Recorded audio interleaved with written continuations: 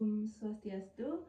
Perkenalkan, nama saya Nika Meliani Putri, kelas A1 Bangli, nomor absen 33 dengan NIM 2311031190.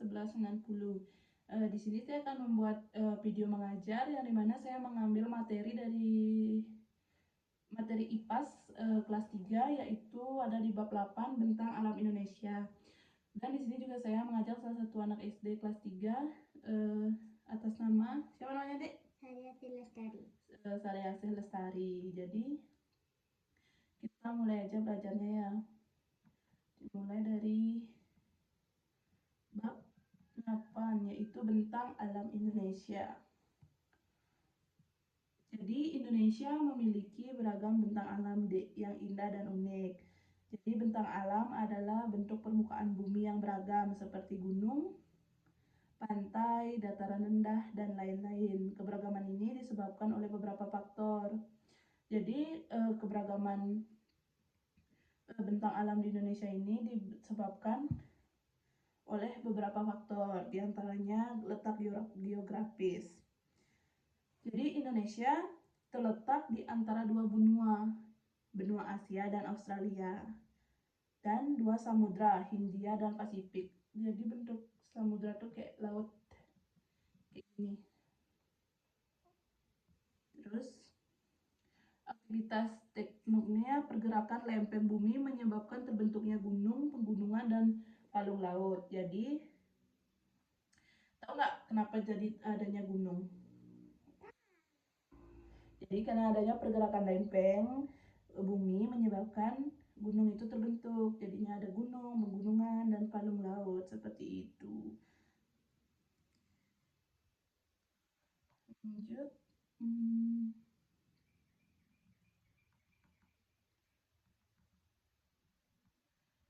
Masuk ke topik A, yaitu ragam bentang alam di Indonesia.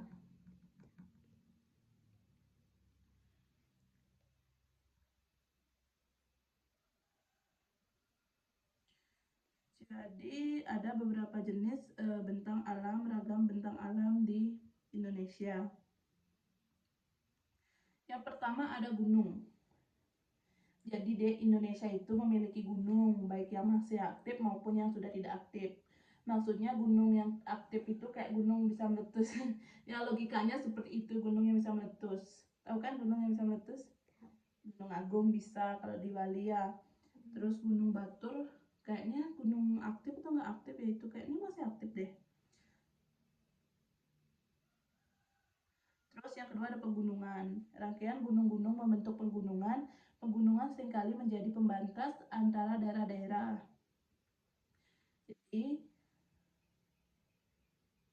Jadi di Bali itu kan ada beberapa gunung. Gunung Agung tahu kan?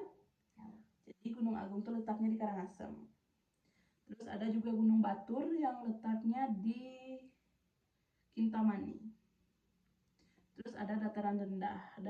Daerah datar yang luas biasanya berada di dekat pantai. Ada pernah ke pantai? Tapi dulu.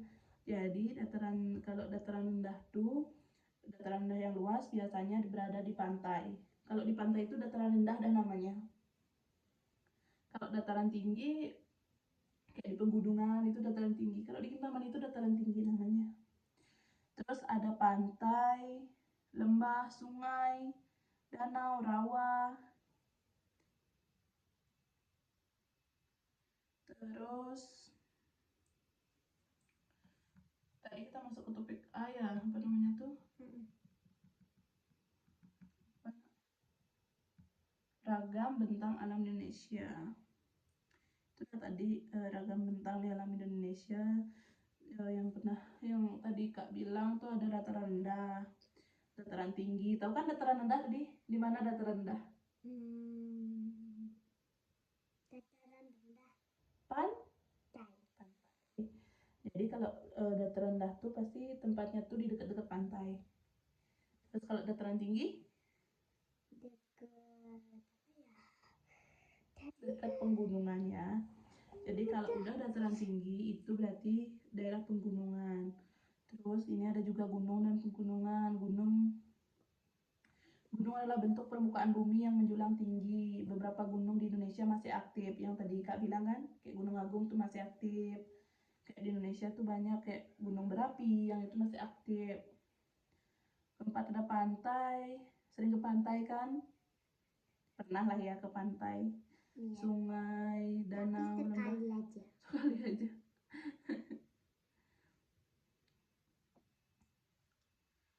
Terus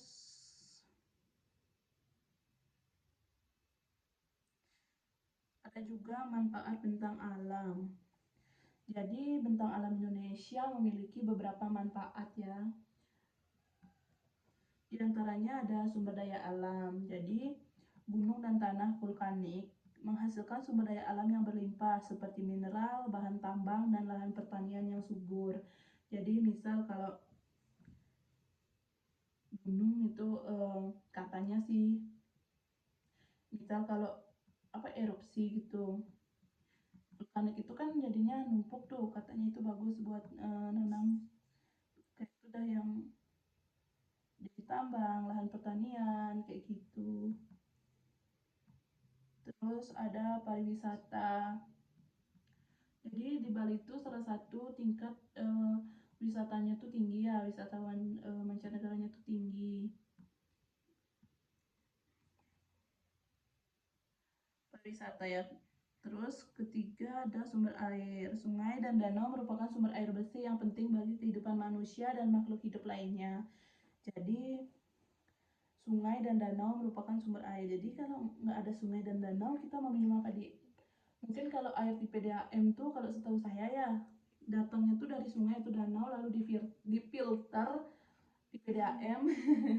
Jadi terus disambunglah beberapa pipa-pipa nyambunglah ke rumah tangga seperti itu.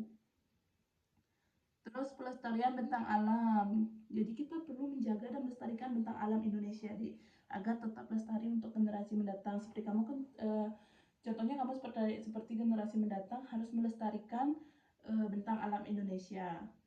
Seperti misal kalau kamu nanti kalau udah gede kan, kayak kakak mau mendaki ke gunung itu harus yang sopan mendakinya. Kalau bawa sampah, buang sampah pada tempatnya. Kalau ke gunung tuh kan nggak ada tempat sampah kan, jadi sampahnya dibawa pulang. Terus kalau ke pantai, kalau minum itu dibawa pulang sampahnya, nanti dibuang di tempat sampah. Di rumah. Ya, di mana aja ada tempat sampah. Terus masuk ke topik B, adaptasi kita di daerah dengan bentang alam berbeda. Jadi kita perlu beradaptasi dengan lingkungan sekitar, terutama di daerah dengan bentang alam yang berbeda. Adaptasi ini penting agar kita bisa hidup dengan nyaman dan aman. Misalnya kalau menurut Saria, di sini tuh cuacanya dingin, panas, apa biasa aja? Kadang-kadang dingin, kadang-kadang sih panas. Iya, kalau paginya kan kadang dingin, kadang panas, gitulah kita harus bisa beradaptasi. Itu yang namanya adaptasi. Misal kalau dingin itu kita nggak terlalu kedinginan seperti itu. Kayak di Kintamani, tahu kan Kintamani? Jadi kalau di Kintamani itu suhunya dingin karena itu adalah dataran tinggi, karena ada gunungnya itu kan, itu yang membuat Kintamani itu dingin. Jadi kalau kita mau jalan-jalan ke Kintamani, harus adaptasi dengan alam atau suhu di Kintamani itu, karena kalau enggak ya kita bisa sakit. Kan nanti kalau kita habis dari sini panas, misal cuacanya kayak di Gianyar seperti itu kan cuacanya panas. Terus kita jalan-jalan ke Kintamani dengan cuaca yang dingin. Habis kita ke Kintamani, terus kita pulang lagi ke Gianyar dengan suasana yang panas.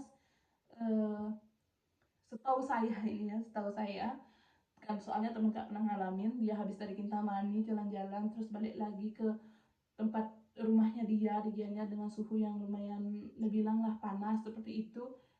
Besoknya dia sakit. Karena itulah kita harus bisa beradaptasi dengan lingkungan sekitar. Jadi kalau udah dingin, apa yang harus kita lakukan? Misalnya memakai jaket yang tebal seperti itu untuk mengurangi suhu dingin di tubuh kita.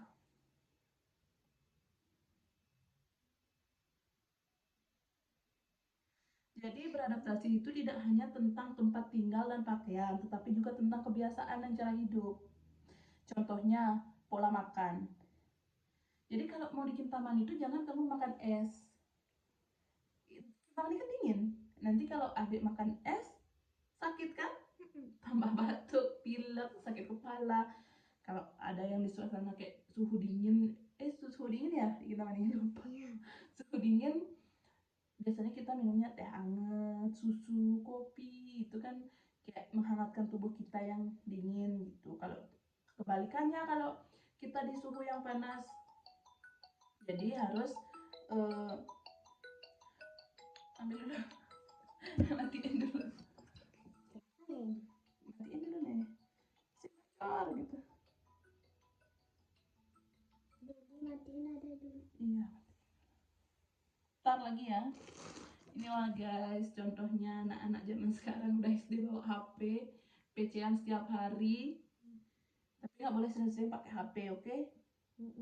Nanti matanya berdarah. Terus jadi kalau mau belajar itu susah kalau anak-anak sekarang pakai HP guys.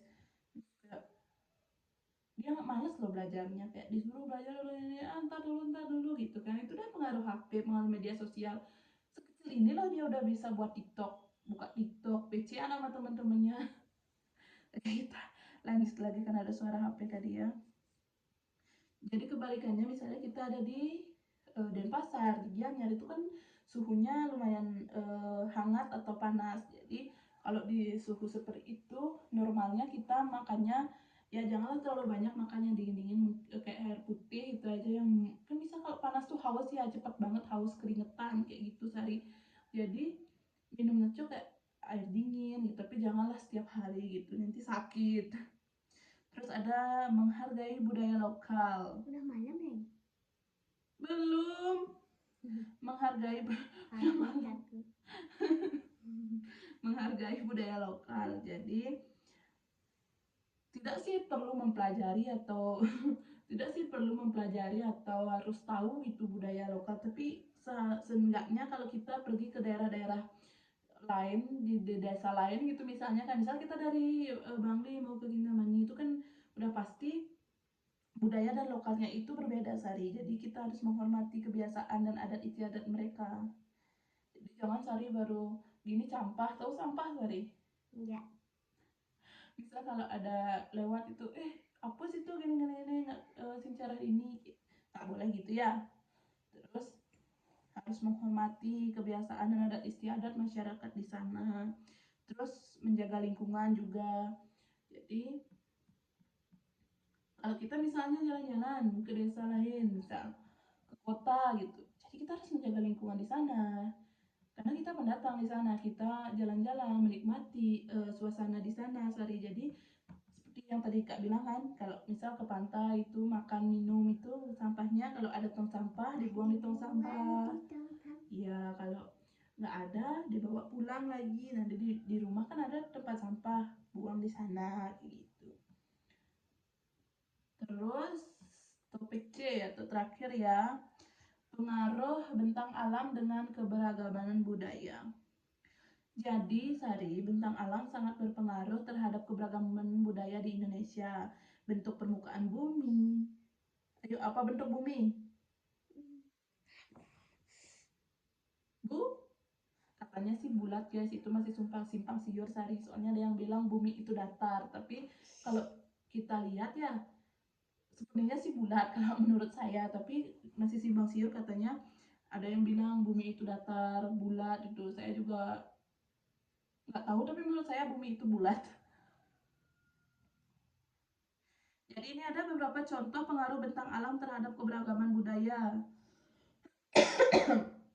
Yang pertama ada mata pencarian. Jadi kalau di dataran rendah, mata pencaharian itu contohnya tanahnya subur sehingga cocok untuk petani. Misalnya menanam jeruk seperti itu kalau di dataran rendah. Kalau di dataran tinggi cocok untuk perkebunan teh karena kan panas tuh, kopi atau sayuran seperti itu. Terus di daerah pantai mungkin